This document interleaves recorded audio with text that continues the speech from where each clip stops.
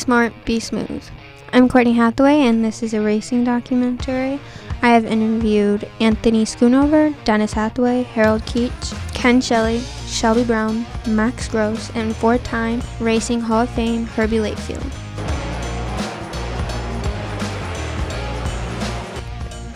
Classes are mini stocks, crate late models, street stocks, pure stocks.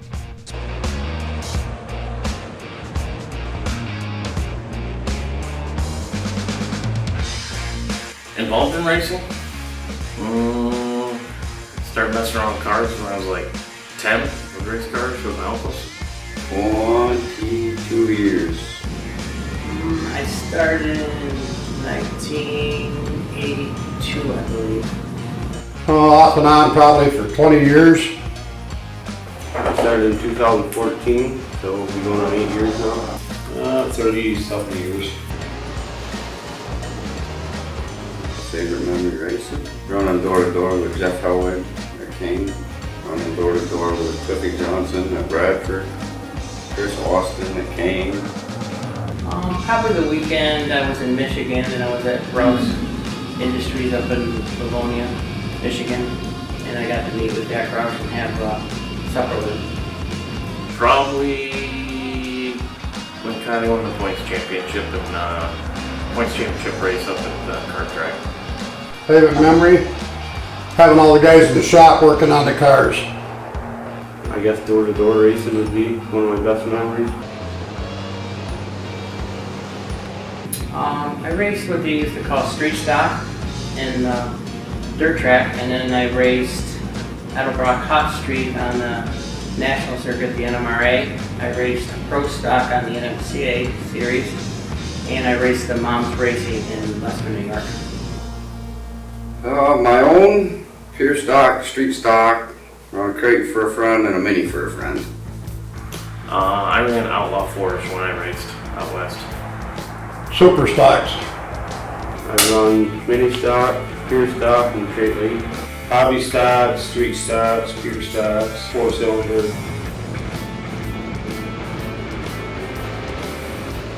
Scariest thing was in the super stock coming out turn 4 at Bradford.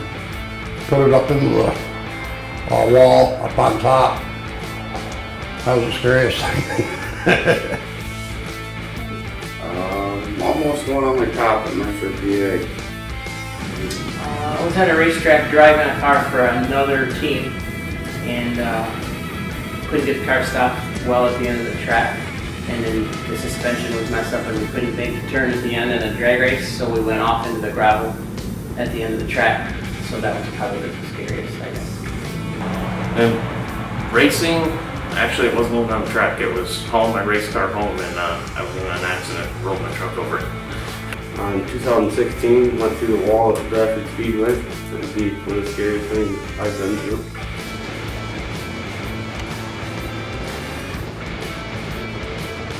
Favorite frame would be, we did a two-tone color back in 2017. White and blue, that was one of my favorite color cars.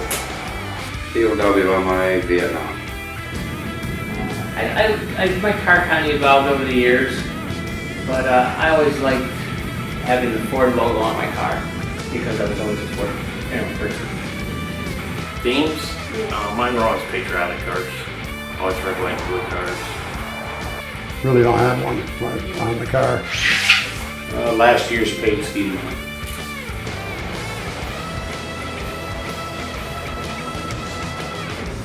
Our work's made it a little hard to not have many hours to work on the cars.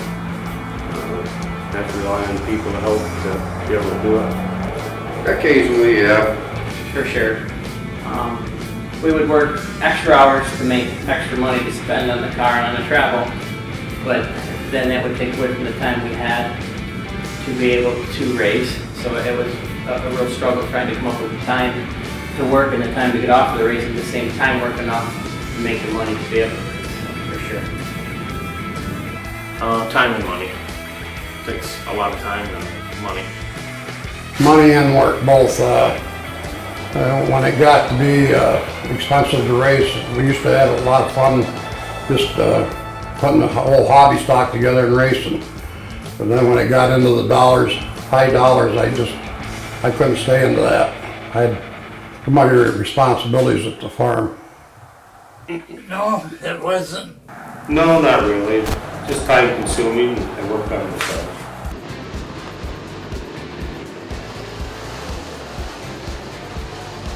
No. Not really. My father really didn't race. He had some muscle cars, but by the time I was older, he didn't do any racing. But I just started visiting the track, and that was my mistake, I guess. Yes, ma'am. Not really, no. Yeah, since I was a kid. I had 3 older brothers that raced jalopy races before World War II. I was 13 and I was working on all 3 of their cars. I built my first carburetor job when I was 13 years old in 1938. No.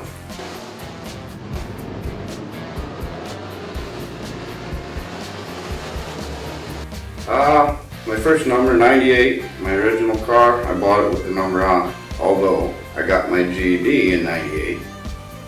And my oldest daughter was born in 98, so I just left the 98 there. The 27, I gave my daughter's numbers to pick, and that's what they picked. Actually, my first number was for the dirt track was 00. When I was quite young, I seen a movie and there was a race car driver in the movie that was, like a lead character, and his number was 00. So I always liked that number because it was kind of a nothing number, but it was unique. So that was my first number. The numbers I had on the circuit when I raced nationally were assigned to me, but the number I actually picked would be 00. That was basically from a movie I seen when I was younger. It was number 99, and because it was a family number for a lot of years, my uncle raced the 99 and both my uncles, so it's just what I went with. How did I pick my number? I had a couple different numbers. I picked, I think a 21 one time because that was Layfield's number, and I picked a 10 car. I had a 10 car, and we had a 98 car. So we picked numerous numbers throughout the years. My dad quit racing in 07, and I started in 09. Didn't end up actually racing until 14, so I just took his number and carried it since.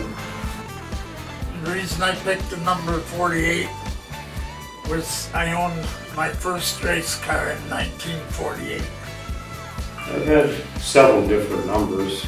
That number was left over. Todd Rice had some stickers in his garage from another car. We just used them, and that's why he stuck to it. 57.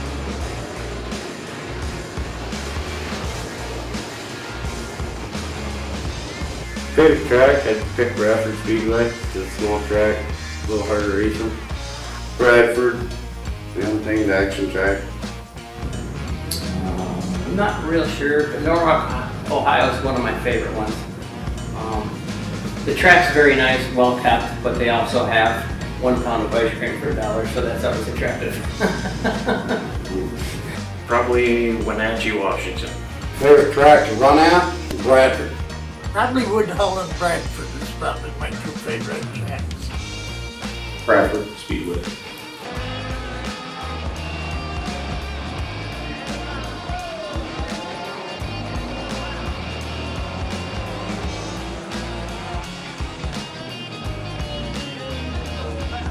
I guess it was in Bradford when Jeff Howard and Cliffy were leading. I split the middle for that last like 7 and went on to win. That would be Milan, Michigan, I would say. That was the weekend that I met with Jack Roush. I did some work on my car at his shop, which was awesome for him to let me do that. And then he came over to our camp afterwards and asked us all to go out to supper. He took us all out to supper. So that was probably my favorite win. And then I won the weekend. It was just an awesome weekend. First time I went to Eagle Track in Republic, Washington. Never been there. Won the first time I went. Favorite time winning a race was probably early years at Bradford, somewhere in the vicinity of 70, around in the 80s. I raced Bradford some after drum closed. But you still my first race. It was an exciting one. Probably when I went up to Syracuse on the mile track. Beat Mark Swiper.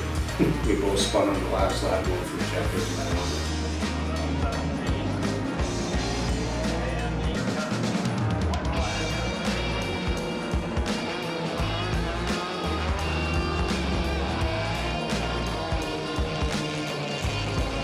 I haven't really decided the next team. Thought about going back to my original colors that were yellow and blue. Haven't really decided yet. We the people. We don't know. Probably still do the patriotic thing or just do a plain, simple, no theme car. My next team, Wounded Warriors. Probably gray and yellow and orange.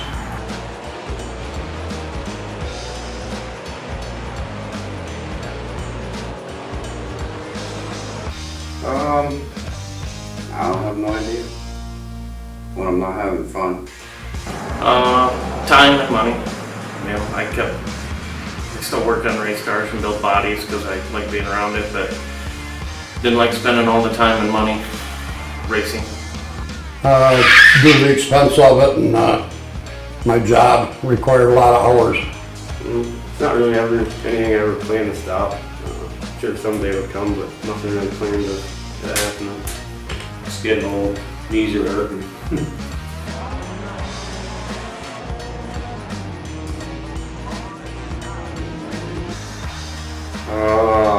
Late 2000, early 2001.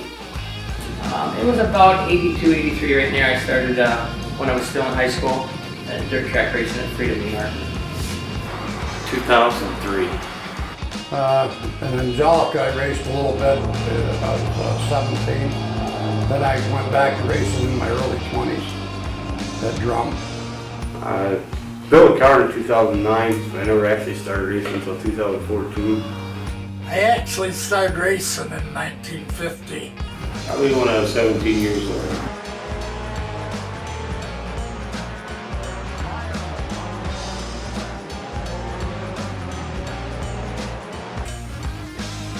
Average sponsors, I think 10.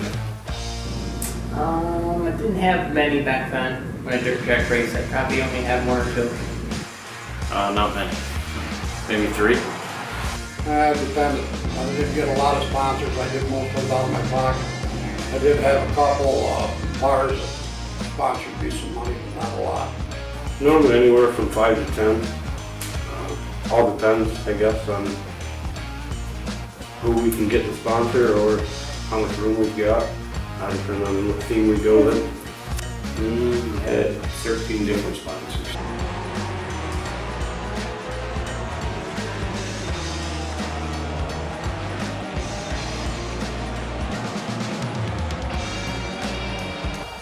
My children,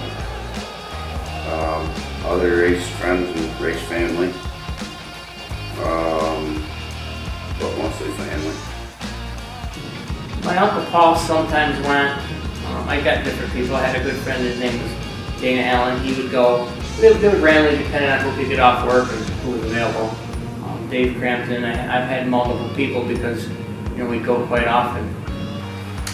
Family and friends, guys I worked with and my family. My fans, usually it's family, and kids from the trailer court where they rented from me. Most of my fans are my family, my friends. I'm sure there's other people out there, just nobody we run across. Family and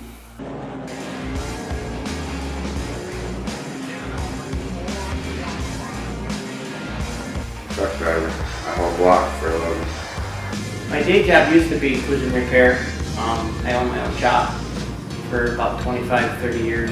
Then I took a job. Now I teach students collision repair here at BOCES for the last 6 years. I'm a maintenance manager at a wax refinery. What was my day job?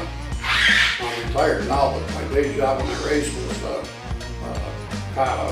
North Park Southern, Conrail, Ensemble. I had day jobs. I worked at Andrew's Auto Salvage, pulling car parts. And I worked at Bradford Air, printing papers, stuff to make that. I work at International Axis and stuff like that.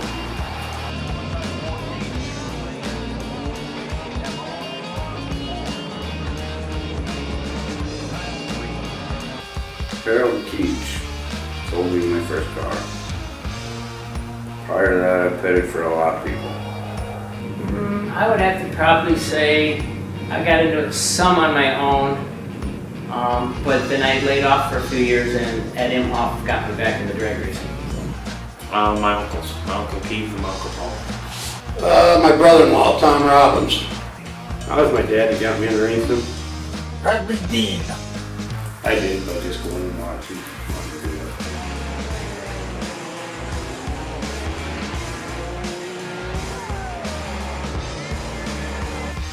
I got a lot of them sometimes I only got one. My girlfriend, my daughters, Chad Hicks, probably my biggest pet crew. I'm the most faithful pet crew anyway. He does a lot of work on the car. He'll wash it 6 times a week. It changed a lot. Sometimes it may be, like I was saying, Uncle Paul or Dave or Pugs.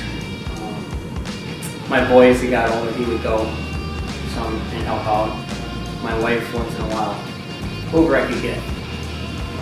I had a couple guys I worked with, Dean Musselman, helped me a lot, and Ed Quayle, and then a couple guys I raced with. We all helped each other on cars. So they come over and help out if I really need help, and I help them if they need help. Dennis Hathaway, Mark Shields. My pit crew, being with my dad, we got Dennis Hathaway that helps out. Terry Bobber, he helps out a lot. Pretty much anybody that comes around us or they're willing to help.